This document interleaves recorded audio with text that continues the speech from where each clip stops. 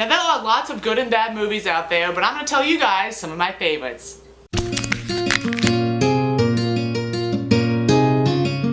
So yeah, if you guys couldn't tell, we were in my dorm room, so what do you guys think? And look, I have all my Instagram pictures right there, and I have an M. Oh, hey, these things look familiar. Anyways, now that I'm back in college for my second semester, I am ready to start the year right. So please forgive me about not uploading a video last week, guys. I had major audio problems like this. So don't worry guys, this video I got covered. I'm recording from my camera, I got an external microphone right here, and I'm recording from my computer. I swear if I have any audio difficulties, I'm just gonna quit YouTube right now.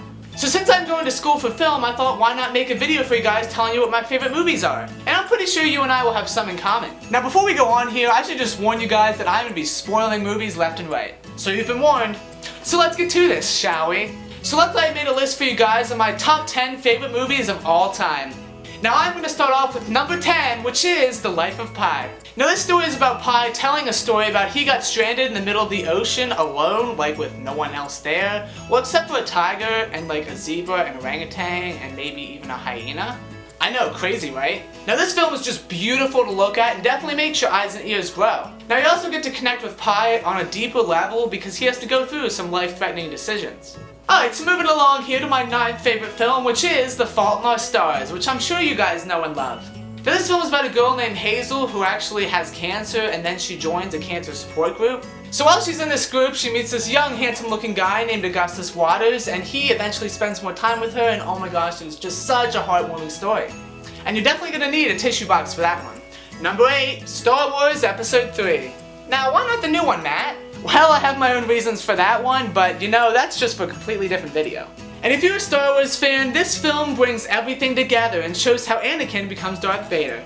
And this is the reason why I love this film, guys, is because it brings everything together and answers so many questions left unanswered in the original trilogy, and plus some cool effects and some awesome locations. I mean, come on, you have Mustafar. If that's not an awesome planet, I don't know what is. Of course, other than Earth. Alright, so right after Star Wars, now we're moving on to my 7th favorite film, which is Fight Club. Now this film really caught my eye with the unique editing style and overall story structure. Now this film is about an insomniac who lives his life day to day and eventually gets inducted into a secret club called Fight Club.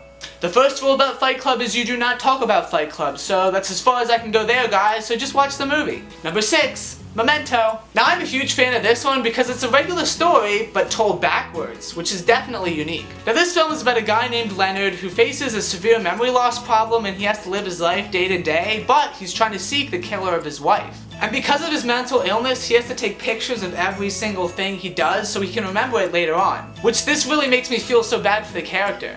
And I recommend watching this film, and for sure it is interesting, trust me. Now almost halfway there, guys, and now on to number 5, which is The Revenant. Now this film is just utter beauty and is about Hugh Glass's story about him surviving through the wilderness. Now the acting in this is just outstanding, and I swear if Leo doesn't win an Oscar, the world is just gonna have to end.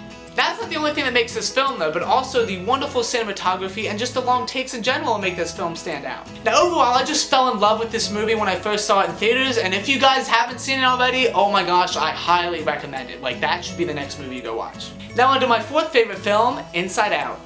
Ah yes, a good old Pixar film. Now what I like about this is not only the outstanding animations in this, but also the overall concept about having emotions control your brain. It's funny, it's relatable, and definitely tells a heart-wrenching story about a girl named Riley and her family who moved to the big city of San Francisco. It's fun to watch for anyone of any age, which is why I like it. Now let's get on to another film that really messes with your mind, Inception. Ah yes, I remember seeing this film for my first time. Anyways, after watching this film more and more, I definitely gotta give credit to Christopher Nolan and his unique story, and definitely the way it's told. Now I just love movies like this that make you think, and I mean, come on, you gotta give the viewer credit somehow. If you haven't seen it yet, just go watch it, but you've been warned.